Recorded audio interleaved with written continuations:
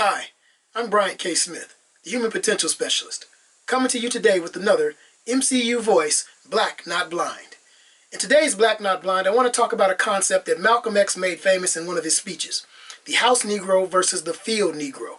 And I want to talk about that using someone who's in our current news cycle, Pastor Mark Burns of Easley, South Carolina.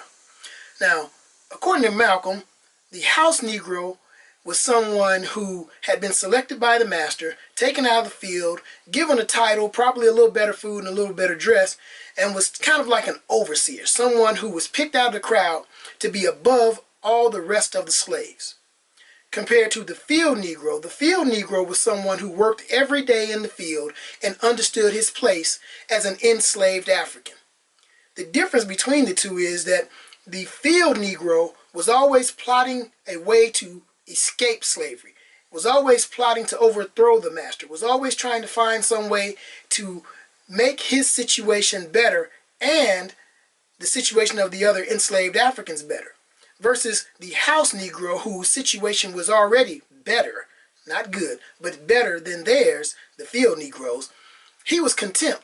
Not only was he content that his situation was better, but his main job was to maintain the master's situation.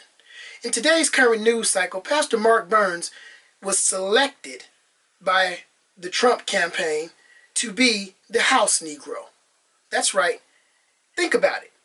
Out of nowhere, he had found him and labeled him a new black pastoral leader.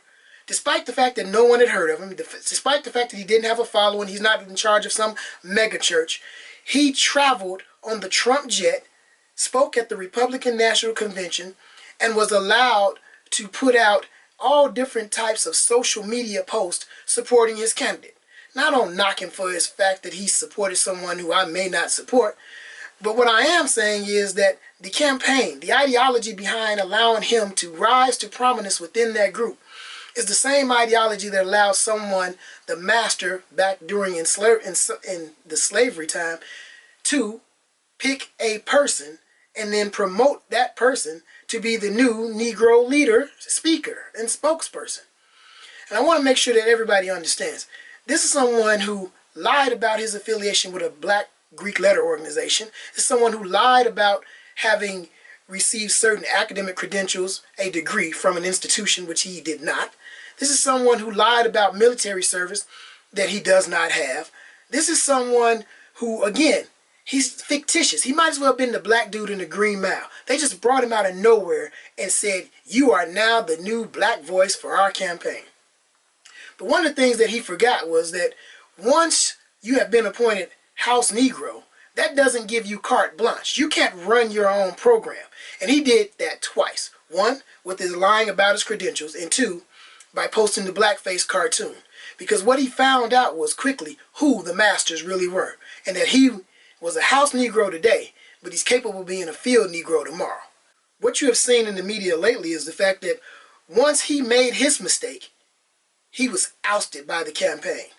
Everyone decided to disavow any knowledge of who he was and how he came to prominence and what the vetting process was. And slowly and surely, he's being placed back into the field as a field Negro. The only problem is those of us that are in the field haven't forgotten when he was the House Negro, how he treated us. And we're not going to forget the campaign or the master who came up with the idea that it was okay to pick a House Negro to begin with. I'm Bryant K. Smith, coming to you today with another MCU Voice, Black Not Blind. Thank you.